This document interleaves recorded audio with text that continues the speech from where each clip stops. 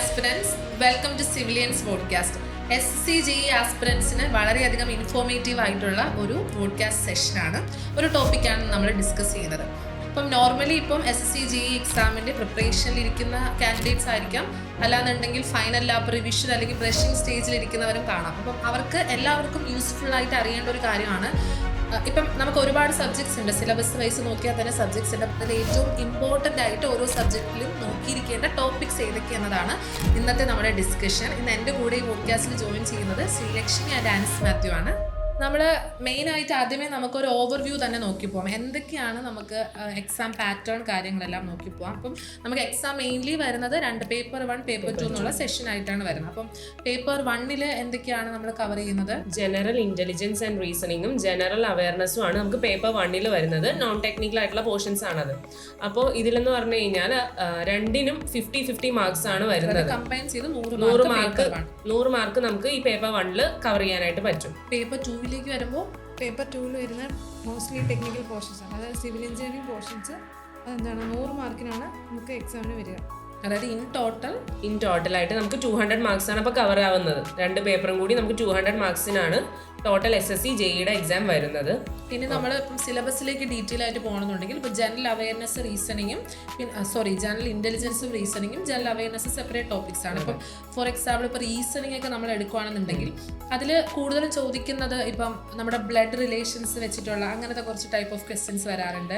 ശരിക്കും പറയുകയാണെങ്കിൽ ഒരു ബിടെക് കഴിഞ്ഞ ഒരാൾക്ക് അല്ലെങ്കിൽ ഡിപ്ലോമ കഴിഞ്ഞ ഒരാൾക്ക് എന്ന് പറയുമ്പോൾ അവർക്ക് എന്തായാലും ഈ പ്രോബ്ലം സോൾവിങ് സ്കില്ല് നല്ലപോലെ ഉണ്ടാവും. അപ്പോൾ ഇവിടെ ടെസ്റ്റ് ചെയ്യുന്നത് നിങ്ങൾ എന്തോരം ടൈമാണ് ഇവിടെ ഇൻവെസ്റ്റ് ചെയ്യുന്നത്, എന്തോരം ടൈം, സമയത്തിൻ്റെ ഒരു കാൽക്കുലേഷനാണ് ഈ ജനറൽ ഇൻ്റലിജൻസ് ആൻഡ് റീസണിങ്ങിൽ മെയിനായിട്ട് വരുന്നത്. എത്ര പെട്ടെന്ന് നിങ്ങൾക്ക് ചെയ്ത് തീർക്കാൻ പറ്റുന്നു എന്നുള്ളതാണ്.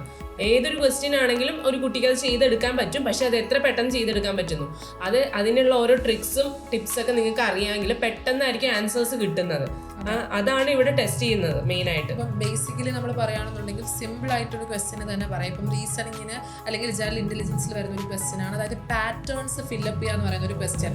അതായത് ഇപ്പോൾ ഫസ്റ്റ് നമുക്കൊരു ലൈൻ തന്നിരിക്കും, സെക്കൻഡ് 2 ലൈൻ ചേർന്നൊരു ഷേപ്പ്, മൂന്നാമതൊരു ട്രയാങ്കിൾ ആയിരിക്കും തന്നിരിക്കുന്നത്, നാലാമത്തത് എന്താണെന്നുള്ളൊരു ക്വസ്റ്റ്യൻ. ആ പോർഷൻ നമ്മൾ ഫൈൻഡ് ഔട്ട് ചെയ്യണം ഓപ്ഷൻ എന്ന്. അപ്പം നമ്മൾ അവിടെ നോക്കേണ്ടത് ആദ്യം ഒരു ലൈൻ, പിന്നെ 2 ലൈൻ, 3 ലൈൻ, നാലാമത്തെ എന്തായിരിക്കും 4 ലൈൻ വരുന്നത് വെച്ചാൽ 4 ഫേസ് വരുന്നത് സ്ക്വയർ ആയിരിക്കും. അപ്പോൾ ആ രീതിയിൽ നമ്മൾ ലോജിക്കലി വളരെ സിമ്പിളായിട്ട് തിങ്ക് ചെയ്യാൻ പറ്റുന്ന ടൈപ്പ് ഓഫ് ക്വസ്റ്റ്യൻസ് വരും. അപ്പം നിങ്ങൾ ശ്രദ്ധിക്കേണ്ട ഒരു കാര്യം, maximum number of questions work out ചെയ്യുക, അല്ലേ? കാരണം അതിൽ നിന്നാണ് നിങ്ങൾക്ക് കുറേ ക്വസ്റ്റ്യൻ കിട്ടും. അത് സെയിം പാറ്റേൺ ക്വസ്റ്റ്യൻ തന്നെ കുറച്ച് വാല്യൂസ് മാറ്റി അല്ലെങ്കിൽ ഷേപ്പൊക്കെ മാറ്റിയായിരിക്കും വരുന്നത്. അപ്പം നിങ്ങൾക്ക് സിലബസ് നോക്കിയാൽ തന്നെ റീസണിങ്ങിൽ നിങ്ങൾക്ക് സെർച്ച് ചെയ്താൽ തന്നെ കിട്ടും എന്തൊക്കെയാണ് വരുമ്പോൾ. കലണ്ടർ ടൈപ്പ് ക്വസ്റ്റ്യൻസ് ഉണ്ട്, ക്ലോക്കിൻ്റെ ക്വസ്റ്റ്യൻസ്. അപ്പോൾ അതൊക്കെ നിങ്ങളൊന്ന് കവർ ചെയ്ത് പോയി ഒരു സെറ്റ് ഒരു ടൈപ്സ് ഓഫ് ക്വസ്റ്റ്യൻസ് ഉണ്ട്. ഇത്ര types of questions, type 1, type 2, type 3 എന്ന് പറഞ്ഞിട്ട് എല്ലാ ചാപ്റ്ററിൽ നിന്നും ഇത്ര നമ്പർ ഓഫ് ക്വസ്റ്റ്യൻസ് എന്നുള്ള രീതിയിലുണ്ട്. എല്ലാ ടൈപ്പ് ഓഫ് ക്വസ്റ്റ്യൻസ് നമ്മൾ വർക്ക്ഔട്ട് ചെയ്തിട്ടുണ്ടെങ്കിൽ ഇതിന്റെ വാല്യൂസ് മാറി മാറി വരുന്നത് മാത്രമാണ് നടക്കുന്നത്. അതെ. ഇനി നമുക്ക് ജനറൽ അവയർനെസ്സിന് കേസ് എടുക്കാം. അതിൽ ഹിസ്റ്ററി, ജിയോഗ്രഫി, പൊളിറ്റി, എക്കണോമിക്സ്, അതുപോലെ തന്നെ ബേസിക് സയൻസും കറണ്ട് അഫെയർസും ഉണ്ട്. ഇപ്പോൾ കറണ്ട് അഫെയർസ് ഓൾമോസ്റ്റ് ഒരു 15 മാർക്സിലോളം വരും. നമുക്ക് 3 to 6 months പ്രയർ ആയിട്ടുള്ള മേജർ ടോപ്പിക്സ് ആണ് നമ്മൾ നോക്കേണ്ടതായിട്ട് വരും. അതുപോലെ തന്നെ ബേസിക് സയൻസ് ഒരു ഇമ്പോർട്ടൻറ്റ് പോർഷനാണ്. അതിൽ 12 to ഇപ്പോൾ ലാസ്റ്റ് ഇയർ നോക്കുകയാണെങ്കിൽ ഒരു 12 to 15 മാർക്സ് അതിൽ നിന്ന് ഉണ്ടാവും. പിന്നെ ബാക്കി ബേസിക് സയൻസിൽ വരുമ്പോൾ നമുക്ക് കെമിസ്ട്രി ഉണ്ട്, കെമിസ്ട്രി, ഫിസിക്സ്, ബയോളജി. ഇപ്പം ലാസ്റ്റ് ഇയർ മോസ്റ്റ്ലി ബയോളജിയിൽ നിന്നാണ് ക്വസ്റ്റ്യൻസ് ചോദിച്ചിട്ടുള്ളത്. ബാക്കി സബ്ജക്റ്റ് ഇപ്പോൾ ഹിസ്റ്ററി, ജിയോഗ്രഫി, പൊളിറ്റി, എക്കണോമിക്സ്, അതൊക്കെ നമുക്ക് നോക്കുമ്പോൾ ഒരു 3 to 5 മാർക്സ് അത്രയൊക്കെയാണ് മാക്സിമം. ഒരു 5 മാർക്സ് അതൊക്കെയാണ് വന്നിരിക്കുന്നത്. ഇപ്പം ഈ ഹിസ്റ്ററി, പൊളിറ്റി, എക്കണോമിക്സ്, ജോഗ്രഫിക്ക് പോലുള്ള സബ്ജക്ട്സ് കൂടുതലും നമ്മുടെ 10th ലെവൽ, നമ്മുടെ ആ ഒരു ലെവലിലുള്ള ബേസിക് നോളജ് തന്നെ മതിയാവും. അപ്പം ആ ടെക്സ്റ്റ് ബുക്സ് ഒക്കെ റെഫർ ചെയ്യാം. ആ കാര്യത്താണ് കൂടുതലും ക്വസ്റ്റ്യൻസ് വന്നിരിക്കുന്നത്. അതും വളരെ മാർക്ക് കുറവാണ്, വെയിറ്റേജ് ആണ് അവിടെ വരുന്നത്. അപ്പം നിങ്ങൾ മാക്സിമം നോക്കേണ്ടത് കറണ്ട് അഫെയർസിൽ കുറച്ച്, അതായത് കറണ്ട് അഫെയർസ് ഇമ്പോർട്ടൻസ് കൊടുക്കുക. അതേപോലെ പിന്നെ ഇപ്പോൾ പറഞ്ഞ basic science 3 subjects, physics, chemistry, biology, simple ആയിട്ടുള്ള സബ്ജക്ട്സ് ആണ്. നമ്മൾ ഇൻ ടച്ച് ആയിട്ടുള്ള സബ്ജക്ട്സ് തന്നെയാണ്. അപ്പോൾ അത് കാരണം അത് പെട്ടെന്ന് നമുക്ക് കംപ്ലീറ്റ് ചെയ്തെടുക്കാൻ പറ്റും സബ്ജക്ട്സ്. ഇപ്പൊ ഈ ഹിസ്റ്ററി ജോഗ്രഫീനെയൊക്കെ വെച്ച് നോക്കുമ്പോൾ ചിലപ്പോൾ നമുക്ക് ബേസിക് സയൻസ് കാര്യങ്ങളാണ്. ഇപ്പൊ ഫിസിക്സ് തന്നെ നമ്മൾ എടുത്ത അതിലൊക്കെ ആദ്യം പറയുന്ന ടോപ്പിക്സ് നമ്മുടെ യൂണിറ്റ്സ് ആൻഡ് മെഷർമെന്റ് ആണ്. സിമ്പിൾ. ഫോർ എക്സാമ്പിൾ ഫോഴ്സിന്റെ SI യൂണിറ്റ് ഏതാണ്, അതൊക്കെ ഇപ്പൊ ഒരു civil engineering student point of വ്യൂവിൽ വളരെ ബേസിക് ആയിട്ടുള്ള ഒരു കാര്യമാണ്. അപ്പൊ അതൊക്കെ അവർക്ക് പഠിക്കാതെ തന്നെ ആൻസർ ചെയ്യാൻ പറ്റുന്ന ടൈപ്പ് ഓഫ് ക്വസ്റ്റ്യൻസ് ആണ് കൂടുതലും വരുന്നത്. ഇനി നമുക്ക് നമ്മുടെ കോർ സബ്ജക്റ്റിലേക്ക് തന്നെ വരാം, സിവിൽ എഞ്ചിനീയറിംഗ്. നമുക്ക് ആദ്യം ഏത് സബ്ജക്റ്റിനെ കുറിച്ച് ഡിസ്കസ് ചെയ്യാം? അത് നമുക്ക് ബിൽഡിംഗ് മെറ്റീരിയൽസ് തന്നെ നോക്കാം.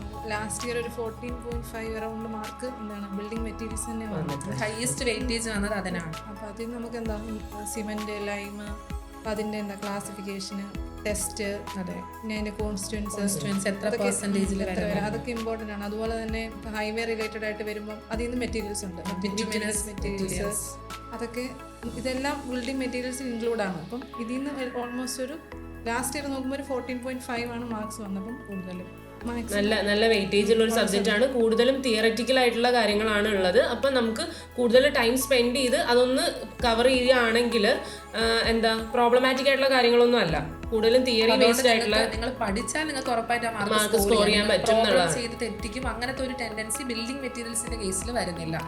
അപ്പോൾ രണ്ടാമത് നമുക്ക് സർവേയിങ്ങിനെ കുറിച്ച് ഡിസ്കസ് ചെയ്യാം. സർവേയിങ്ങിൽ വരുമ്പോൾ നമുക്ക് മെയിൻലി അറിഞ്ഞിരിക്കേണ്ടത് ഇപ്പോൾ ചെയിൻ സർവേയിങ്, കോമ്പസ് ഒക്കെ വളരെ ഇമ്പോർട്ടൻ്റ് ആണ്. ഇപ്പം ഇൻ കേസ് ഉറപ്പായിട്ട് നമ്മൾ SSCG പോയിന്റ് ഓഫ് വ്യൂ നോക്കുമ്പോൾ ന്യൂമറിക്കൽ ക്വസ്റ്റ്യൻസ് വരാൻ ചാൻസസ് ഉണ്ട്.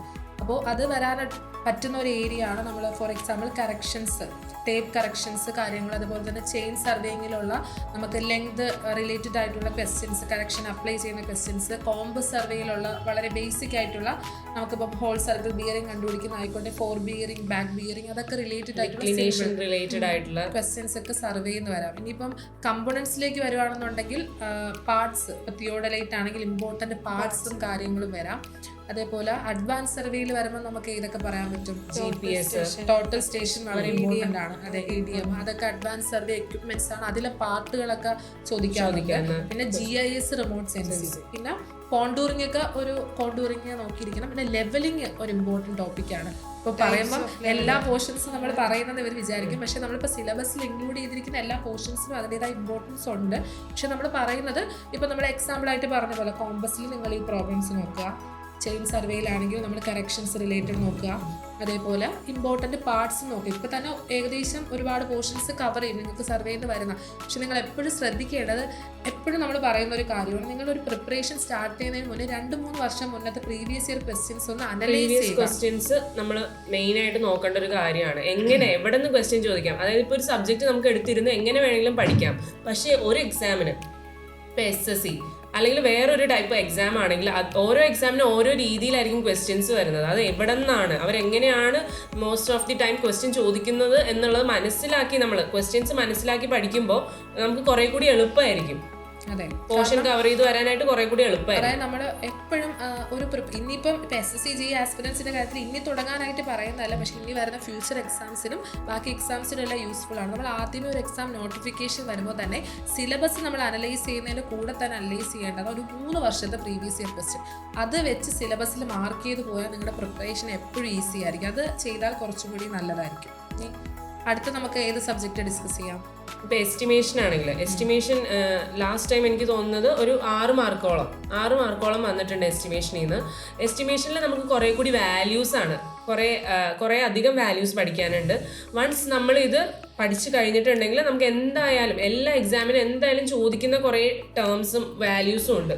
വാല്യുവേഷൻ എന്നുള്ള ടോപ്പിക് ഉണ്ട്, കൂടാണ്ട് എസ്റ്റിമേഷൻ, ബിൽ ഓഫ് ക്വാണ്ടിറ്റി, അത് അങ്ങനത്തെ കുറേ റിലേറ്റഡ് ആയിട്ടുള്ള ടോപ്പിക്സ് ഉണ്ട്. അപ്പോൾ ഇതിൽ നിന്ന് രണ്ടിന്നും നമുക്ക് നല്ലപോലെ മാർക്ക് സ്കോർ ചെയ്യാൻ പറ്റുന്ന സബ്ജക്റ്റാണ്. തിയററ്റിക്കൽ ആയിട്ടുള്ള കാര്യങ്ങളും ഉണ്ട്, അതുപോലെ ന്യൂമറിക്കൽ ആയിട്ടുള്ള ക്വസ്റ്റ്യൻസും ഇതിൽ നിന്ന് നമുക്ക് പ്രതീക്ഷിക്കാവുന്നതാണ് എസ്റ്റിമേഷൻ എന്നുള്ള സബ്ജക്റ്റ്.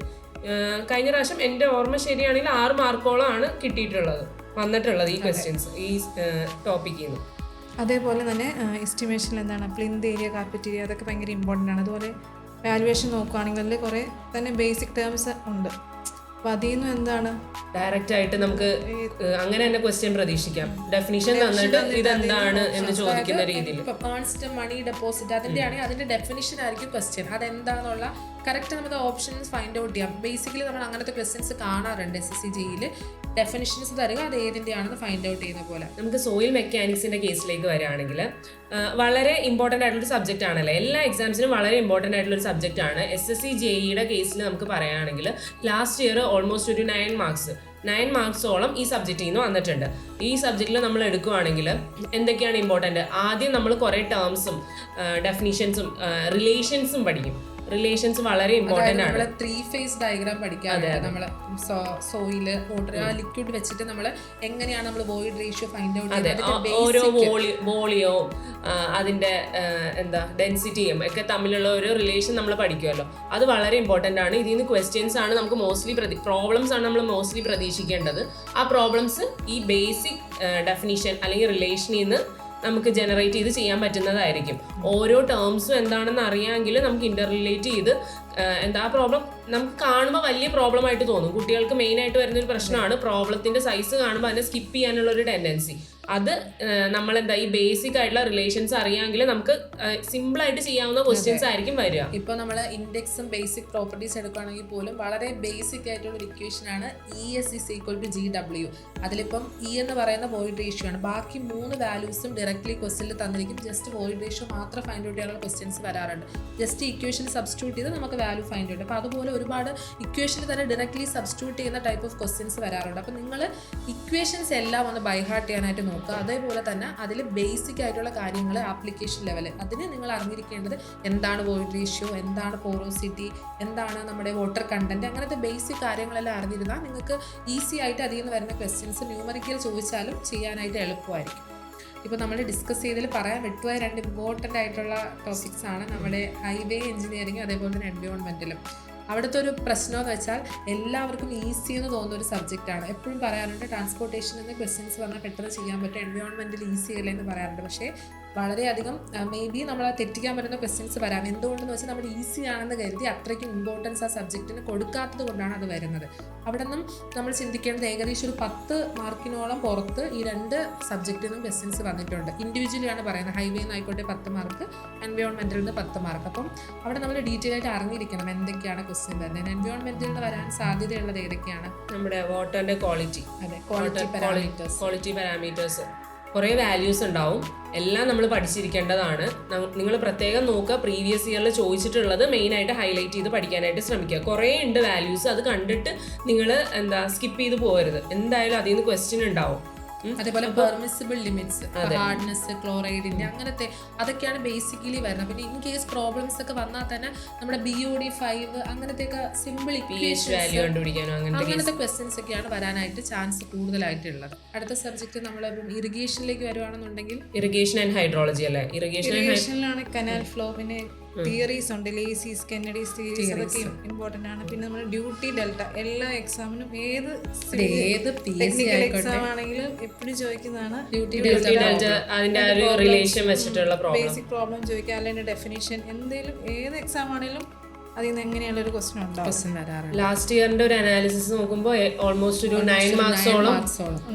അതുപോലെയാണ് കാരിഫ് ആൻഡ് റാബി ക്രോപ്സ്, അതിന്റെ എക്സാമ്പിൾസ് കോട്ട് ചെയ്യുന്നത് പഠിക്കാൻ നോക്കുക. അതും വളരെ ഇമ്പോർട്ടന്റ് ആയിട്ടുള്ള ഒരു കാര്യമാണ് വരുന്നത്. അതേപോലെ പിന്നെ ഇറിഗേഷനിലും ഹൈഡ്രോളജിയിലും നമ്മൾ ശ്രദ്ധിക്കേണ്ടത് നേരത്തെ പറഞ്ഞ പോലെ ബേസിക് ടേംസ്, അത് എല്ലാ സബ്ജക്റ്റിലും ബേസിക് ടേംസ് പറഞ്ഞിട്ടുണ്ടെങ്കിൽ അത് എന്താണെന്നുള്ള ഡെഫിനിഷൻ നിങ്ങൾ അറിഞ്ഞിരിക്കാനായിട്ട് ശ്രദ്ധിക്കുക. ഇനി ഒരു കാര്യം പോയിന്റ് ഔട്ട് ചെയ്യണം, നമ്മൾ ഇറിഗേഷന്റെ സിലബസിലേക്ക് ലാസ്റ്റ് ഒരു ലൈൻ പറഞ്ഞിട്ടുണ്ട്, major irrigation projects in India എന്ന് പറഞ്ഞു. അത് നമ്മുടെ സിവിൽ മാത്രമല്ല, നമ്മുടെ കറണ്ട് അഫയേഴ്സും അതേപോലെ തന്നെ ആ ജനറൽ അവയർനെസ് റിലേറ്റ് ചെയ്തും കൂടെ പഠിക്കണം. നമ്മൾ ജോഗ്രഫിയിലായിക്കോട്ടെ അതേപോലെ കറണ്ട് അഫയേഴ്സിലെല്ലാം അത് ഡീറ്റെയിൽഡ് ആയിട്ട് പറഞ്ഞു പോകുന്നുണ്ട്. അതും കൂടി ഒന്ന് കറക്റ്റായിട്ട് നോക്കാനായിട്ട് ശ്രമിക്കുക. അത് ഹൈലൈറ്റ് ചെയ്ത് ആ ഒരു പോർഷൻ പറഞ്ഞിട്ടുള്ളത് കൊണ്ടാണ് അതും കൂടി ഒന്ന് ശ്രദ്ധിക്കാൻ നോക്കുക. ഇനി ട്രാൻസ്പോർട്ടേഷൻ എഞ്ചിനീയറിംഗിൽ തന്നെയുള്ള ഒരു വിങ് ആണ് എന്തോന്നാ റെയിൽവേ അല്ലേ? റെയിൽവേ പൊതുവെ കുറച്ച് മാർക്സ് കുറവായിട്ടാണ് വരാറുള്ളത്. ഇപ്പോൾ ലാസ്റ്റ് ഇയറിൽ എനിക്ക് തോന്നുന്നു 1-2 മാർക്കിന് മാത്രമേ ചോദിച്ചിട്ടുള്ളൂ. അതെ അതെ അതെ. അപ്പോൾ നമ്മൾ എന്താ ചെയ്യാന്ന് പറഞ്ഞു കഴിഞ്ഞാൽ ഒരു സബ്ജക്റ്റ് നമ്മൾ സ്കിപ്പ് ചെയ്തങ്ങ് വിടരുത്. ഓരോ മാർക്കിനും അതിൻ്റെതായ ഇമ്പോർട്ടൻസ് ഉണ്ട്. അപ്പം മാർക്ക് എന്തോരം ഉണ്ട് എന്നുള്ളത് അടിസ്ഥാനമാക്കി ഓരോ സബ്ജക്റ്റിനെയും എത്ര ഡെപ്തിൽ പഠിക്കണം എന്നുള്ളത് മനസ്സിലാക്കി പഠിക്കുക.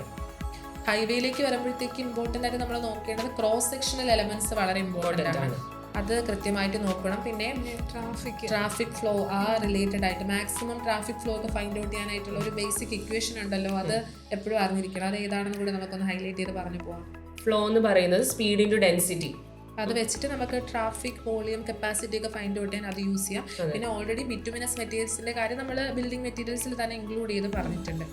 അതുപോലത്തെ വേറൊരു സബ്ജക്റ്റാണ് FM-ന് നല്ല വെയിറ്റേജ് ഉണ്ട്. ലാസ്റ്റ് ഇയർ 10 മാർക്കോളം അതിൽ നിന്ന് ചോദിച്ചിട്ടുണ്ട്. 10 മാർക്സോളം നമുക്ക് FM എന്നുള്ള സബ്ജക്റ്റിൽ നിന്ന് ചോദിച്ചിട്ടുണ്ട്. നെക്സ്റ്റ് വൺ എന്ന് പറയുന്ന RCC-ന്ന് നമുക്കൊരു വെയിറ്റേജ് കുറവായിരുന്നു. അല്ല, RCC-ന്ന് ഒരു 9 മാർക്സോളം വന്നിട്ടുണ്ട്. സ്റ്റീലെന്ന് പറഞ്ഞാൽ അതെ, സ്റ്റീലിന് കുറച്ച് വെയിറ്റേജ് കുറവാണ്. RCC-ക്ക് പക്ഷെ ഒരു 9 മാർക്കോളം കഴിഞ്ഞ വട്ടം ചോദിച്ചിട്ടുണ്ട്. നമ്മളിങ്ങനെ ഓരോ സബ്ജക്റ്റും അതിൻ്റെതായ വെയിറ്റേജോടെ പഠിക്കുക. ഫ്ലൂയിഡ് മെക്കാനിക്സിൽ നമ്മൾ ഇമ്പോർട്ടൻ്റ് ആയിട്ട് പറയേണ്ട ഒരു കാര്യമുണ്ട്, ഫ്ലൂയിഡ് പ്രോപ്പർട്ടീസ്. അതിൽ നിന്ന് എപ്പോഴും ക്വസ്റ്റ്യൻ വരാറുണ്ട് ബേസിക് ലെവൽ. അപ്പോൾ എല്ലാ സബ്ജക്റ്റിലും നമുക്ക് അതാണ് പറയാനുള്ള ബേസിക് ആയിട്ടുള്ള കാര്യങ്ങൾ നമ്മൾ അറിഞ്ഞിരിക്കുക. ബേസ് ക്ലിയർ അല്ലെങ്കിൽ പിന്നെ നമുക്ക് അതിന്റെ ഫ്രണ്ടിലോട്ട് ഒന്നുമില്ല. അതെ, പ്രോബ്ലംസ് ആണെങ്കിലും ഈ ബേസ് ക്ലിയർ ആണെങ്കിലും മാത്രമേ നമുക്ക് ചെയ്യാൻ പറ്റുള്ളൂ. ഇക്വേഷൻ മാത്രം അറിഞ്ഞു വെച്ചിട്ട് കാര്യമില്ല. നമുക്ക് അത് എവിടെ നിന്ന് അപ്ലൈ ചെയ്യണം എന്നുള്ളത് കൂടി മനസ്സിലാക്കി വേണം പഠിക്കാൻ. അതേപോലെ ഫൈനൽ ലാബ് പ്രിപ്പറേഷനിലായിട്ട് ഇരിക്കുന്നവർക്ക് പറയാനുള്ളത് എന്തൊക്കെയാണ് എവിടെ വരെ പഠിച്ചു എന്നല്ല, അത് മാക്സിമം റിവൈസ് ചെയ്യാനായിട്ട് നോക്കുക. ഇപ്പം ഏകദേശം ഒരു ഐഡിയ കിട്ടിക്കാണുമ്പോൾ നിങ്ങൾ ഓൾറെഡി പ്രിപ്പയർ ചെയ്ത് വെച്ചിരിക്കുന്നതിൽ ഈ പറഞ്ഞ പോർഷൻസ് ഒന്നും കൂടി ഒന്ന് റിവൈസ് ചെയ്യാനായിട്ട് നോക്കുക. അത് നിങ്ങൾക്ക് വളരെ യൂസ്ഫുൾ ആയിരിക്കും. ഓക്കെ, നമുക്ക് ഇപ്പോൾ നമ്മൾ ഏകദേശം എല്ലാ സബ്ജക്ട്സും പറഞ്ഞു കഴിഞ്ഞു.